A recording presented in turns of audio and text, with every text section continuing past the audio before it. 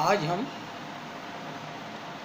संयुक्त राज्य अमेरिका के संविधान में शक्ति पृथक्करण का सिद्धांत के विषय में अध्ययन करेंगे कि जब हमने संयुक्त राज्य अमेरिका के संविधान की विशेषताएं पढ़ी तो उन विशेषताओं में हमने देखा कि संयुक्त राज्य अमेरिका के संविधान में शक्ति पृथक्करण व नियंत्रण व संतुलन के सिद्धांत को अपनाया गया है। तो आज देखेंगे कि संयुक्त राज्य अमेरिका के संविधान में शक्ति पृथक्करण का सिद्धांत। तो राजनीतिक शक्ति का दुरुपयोग नहीं हो, इसके लिए आवश्यक है कि इस शक्ति का संगठन इस प्रकार से किया जाए जिससे नागरिकों की स्वतंत्रताएं सुरक्षित बनी रहें। कि राजनीतिक शक्ति के दुरुपयोग से बचाने के लिए ऐसी तरह की व्यवस्था होनी चाहिए, इस प्रकार की व्यवस्था होनी चाहिए जिससे कि व्यक्तियों की स्वतंत्रताएं, उनके अधिकार सुरक्षित बनी रहें, राजनीतिक सत्ता का दुरुपयोग न हो। और देखें तो हम पीछे जाएं इतिहास में तो अरस्तु से लेकर आज तक के प्रमुख राजनीतिक शास्त्रियों या राजनीतिक वैज्ञानिकों की सबसे महत्वपूर्ण चिंता राजनीतिक शक्ति का अर्थ और उसके उचित प्रयोग के संबंध में रही है कि राजनीतिक शक्ति का क्या अर्थ है, इसका क्या अभिप्राय है, उसका प्रयोग सही प्रकार से किस प्रकार से किया जाए, इसके बारे में राजनीतिक वैज्ञानिकों ने बहुत विचार किया है, सिद्धांतों का निर्माण किया है।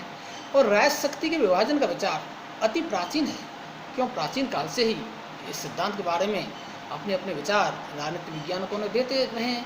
लेकिन देखें तो शक्तियों के पृथक्करण सिद्धांत की हमें मोंटेस्क्यू ने जो व्याख्या दी है वो बहुत महत्वपूर्ण है और इसी से ही शक्ति पृथक्करण सिद्धांत की शुरुआत मानते हैं। और इसके बारे में हरमन फाइन ने ठीक ही लिखा है, उन्होंने कहा है कि शक्तियों के पृथक्करण का सिद्धांत प्रथम बार पूर्ण रूप में केवल मोंटेस्क्यू द्वारा ही प्रतिपादित किया गया था। ये बात हरमन फाइनर ने कही।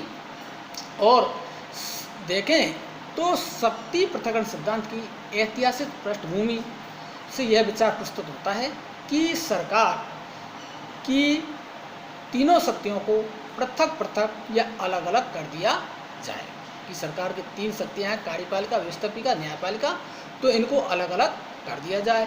शासन शक्ति का दुरुपयोग नहीं कर सके तथा नागरिकों की स्वतंत्रताएं सुरक्षित रह सकेंगी। और देखें तो शक्ति विभाजन सिद्धांत का सबसे प्रमुख प्रतिपादन फ्रांसीसी विचारक मोंटेस्क्यू ने किया है। इन्होंने इस सिद्धांत की व्याख्या अपनी पुस्तक स्पिरिट ऑफ लॉज में की है। उनकी पुस्तक 1748 में आई थी, स्पिरिट ऑफ लॉज। और इसके अंतर्गत स्पिरिट ऑफ लॉज के अंतर्गत इन्होंने शक्ति पृथक्करण सिद्धांत की व्याख्या की। और मोंटेस्क्यू ने अपने जो विचार दिए वो महत्वपूर्ण थे, वो फ्रांस के रहने वाले थे तथा जब फ्रांस में उस समय सम्राट था वो था लुई 14वें। तो लुई 14वां एक निरंकुश शासक था और वो ये कहता था कि मैं ही राज्यों में ही कानून हूँ। तो मोंटेस्क्यू उसके समकालीन थे। इस समय जब फ्रांस की राजा ही की इच्छा ही कानून होती थी तरह उसकी जो निर्णय थे वो निर्णय न्याय होता था। तो ऐसी स्थिति में देखें कि उस समय फ्रांस में मोंटेस्क्यू के समय पे एक निरंकुश शासक था और उस समय उससे वो उसका प्रभाव भी पड़ा। और जब मोंटेस्क्यू उस शासन को देखने के बाद निरंकुश शासक था लुई 14वें का, तो लुई 14वें के शासन की निरंकुशता से उस पर प्रभाव पड़ा और वो उसके बाद 1726 में मोंटेस्क्यू इंग्लैंड गया। और इंग्लैंड की तत्कालिक जो समय की सीमित राजतंत्रात्मक शासन व्यवस्था को देखकर मोंटेस्क्यू इस निर्णय पर पहुंचा कि इंग्लैंड में राज शक्ति राजा के हाथ में केंद्रित नहीं है। कि वो फ्रांस से जाकर 1726 में ब्रिटेन गया और ब्रिटेन में जाकर वहाँ उसने सीमित राजतंत्रात्मक शासन व्यवस्था देखी तो उसका उस पर बहुत ज़्यादा प्रभाव पड़ा। और उसको देखकर उसने कहा कि वहाँ पर जो राज शक्ति है वो राजा के हाथ में पूर्ण रूप से केंद्रित नहीं है और वरन उसका पृथक्करण हो गया है कि वो शक्तियाँ हैं वो अलग अलग अंगों में उसको विभाजित कर दिया गया है। और इंग्लैंड की शासन व्यवस्था की श्रेष्ठता या उसकी उत्तमता तथा नागरिकों की स्वतंत्रताओं का यही उन्होंने कारण माना कि ब्रिटेन में जो एक राजनीतिक व्यवस्था है वो शासन व्यवस्था है वो अच्छी है, श्रेष्ठ है और वहाँ पर नागरिकों को स्वतंत्रताएँ भी प्राप्त हैं। तो उससे बहुत ज़्यादा वो प्रभावित हुए और मोंटेस्क्यू जब स्वदेश लौटकर इसी आधार पर शक्तिपूर्ण सिद्धांत का प्रतिपादन किया कि उन्होंने वहाँ की शासन व्यवस्थाएं देखी, तो उन्होंने वापस वो फ्रांस आए और फ्रांस में आके उन्होंने शक्ति पृथक्करण सिद्धांत का प्रतिपादन किया, उसकी व्याख्या की, उस सिद्धांत को बताया। और शक्तियों के पृथक्करण का देखें हम तो उसकी आवश्यकता उपयोगिता के अनेक कारण हैं कि शक्ति पृथक्करण की क्या आवश्यकता पड़ी, क्या उपयोगिता पड़ी, तो उसके देखने बहुत सारे उसके कारण हैं। तो उसमें यह है कि एक तो शक्ति पृथक्करण सिद्धांत से उत्तरदायित्व की भावना निश्चित होती है, उसकी उत्तरदायित्व की को सुनिश्चित निर्धारण करने में बहुत सहायक है, बहुत महत्वपूर्ण है। और राजनीतिक शक्ति के दुरुपयोग से बचाने के लिए, राजनीतिक शक्ति का दुरुपयोग न हो इसके लिए शक्ति पृथक्करण होना चाहिए। और शक्ति पृथक्करण सिद्धांत से कार्य विभाजन से विशिष्टता व कार्य दक्षता में वृद्धि होती है तथा नागरिकों की स्वतंत्रताएं व अधिकारों की सुरक्षा होती है। क्योंकि शक्ति पृथक्करण सिद्धांत होगा तो उससे नागरिकों की स्वतंत्रताएं व उसके अधिकार सुरक्षित रहेंगे। और राजनीतिक विकास व आधुनिकीकरण के लिए भी बहुत आवश्यक है कि आज देखें तो विभिन्न देश जो विकासशील देश हैं वहाँ पर लोकतांत्रिक शासन व्यवस्थाएं धीरे धीरे विकसित हो रही हैं।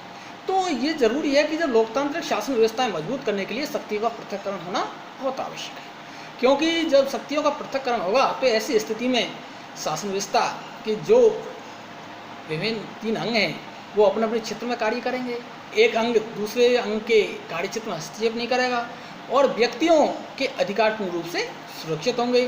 और ऐसी स्थिति में जो संविधान है वो सही तरह से कार्य करेगा, लोगों के अधिकारों की रक्षा होगी, लोकतांत्रिक शासन व्यवस्थाएं मजबूत होंगी और हर व्यक्ति की पहुंच सत्ता तक होगी और शासन कार्य को सरल व सुविधाजनक बनाया जा सकता है। इसके लिए भी शक्ति पृथक्करण होना चाहिए। तो ये बहुत ज़्यादा है। और दूसरा एक शक्ति पृथक्करण सिद्धांत से कारण एक शक्ति दूसरी शक्ति पर हावी होने की कोशिश नहीं करेगी और एक शक्ति दूसरी शक्ति का दुरुपयोग भी नहीं होगा, उनमें संतुलन बना रहेगा। तो इसके लिए बहुत ज़रूरी है। और जो मोंटेस्क्यू द्वारा शक्तियों के पृथक्करण की जो व्याख्या की उन्होंने मोंटेस्क्यू ने, तो व्याख्या की 2 बातें महत्वपूर्ण निकल कर सामने आती हैं कि एक देखें तो सरकार में 3 प्रकार की पृथक पृथक शक्तियाँ हैं, व्यवस्थापन, कार्यपालिका, न्यायपालिका। और स्वतंत्रता प्राप्त करने के लिए इन शक्तियों का केंद्रीकरण नहीं होना चाहिए कि जो व्यवस्थापिका, कार्यपालिका, न्यायपालिका ये एक व्यक्ति के हाथ में नहीं होनी चाहिए।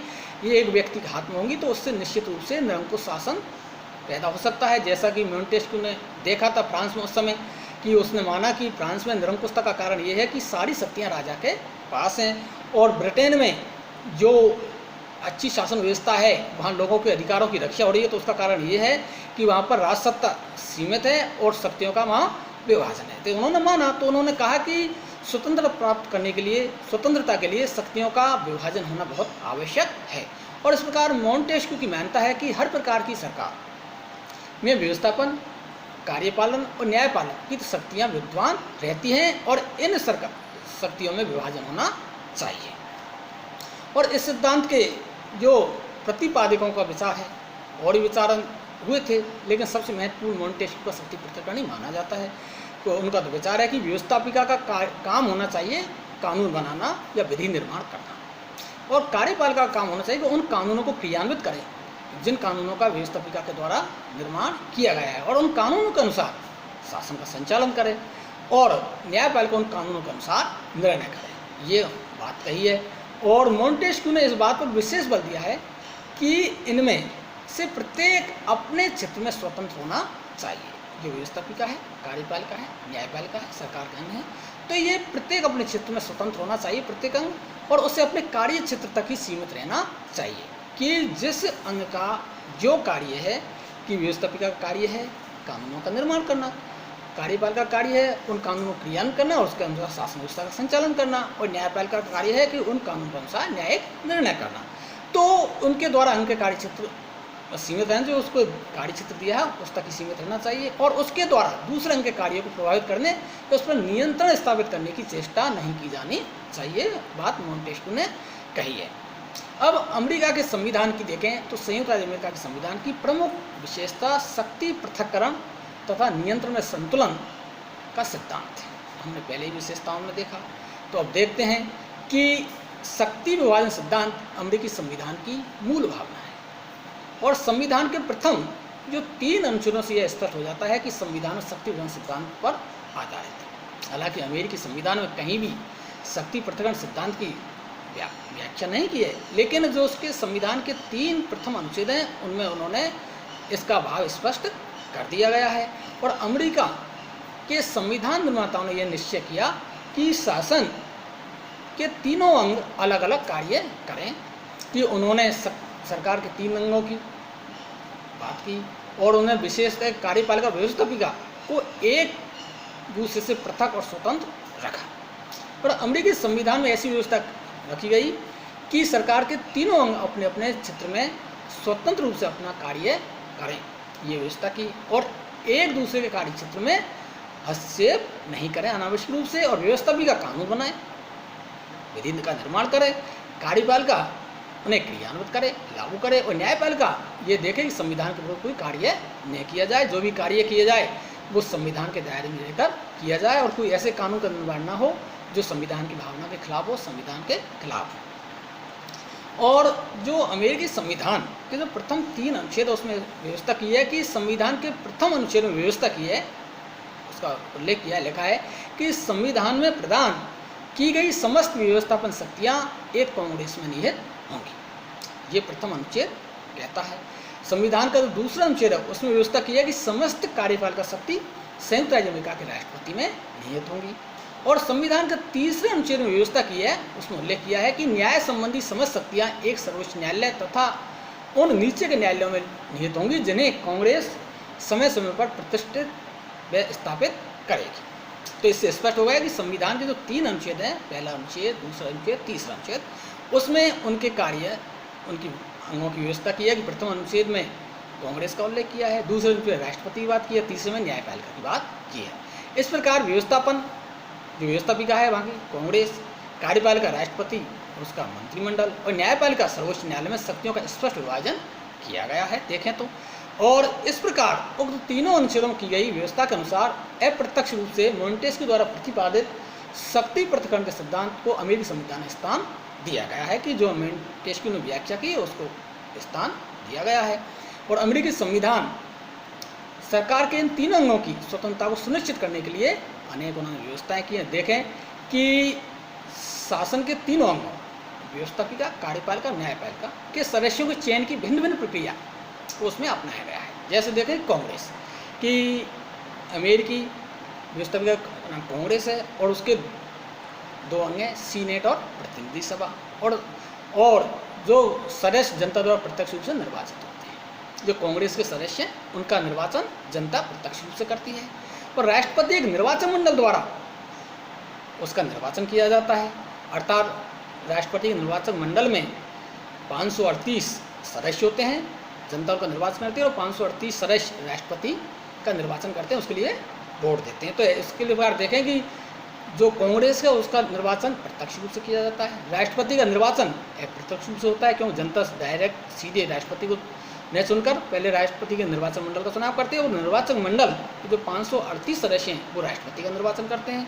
और न्यायाधीशों की नियुक्ति सीनेट के अनुसमर्थन पर राष्ट्रपति द्वारा होती है।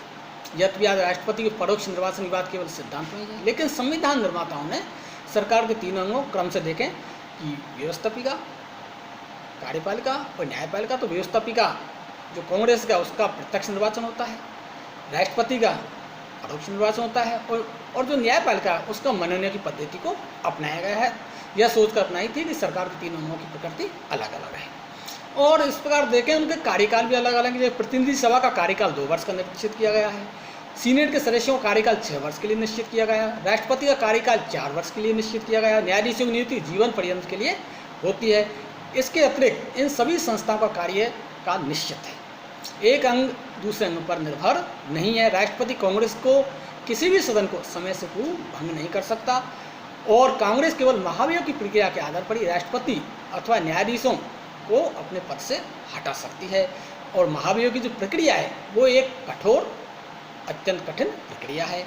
हमने पहले भी देखा कि अमेरिकी इतिहास में अब तक किसी भी राष्ट्रपति को महाभियोग के द्वारा नहीं हटाया गया, हालांकि 3 राष्ट्रपतियों महाभियोग चला गया था। और आगे भी देखें कि अमेरिका में कोई भी नागरिक व्यवस्थापिका, कार्यपालिका या न्यायपालिका सरकार के इन 3 अंगों में से किसी एक अंग की सदस्यता ही प्राप्त कर सकता है। और इस प्रकार देखा कि शासन का प्रत्येक अंग अपनी शक्ति सीधे संविधान से प्राप्त करता है।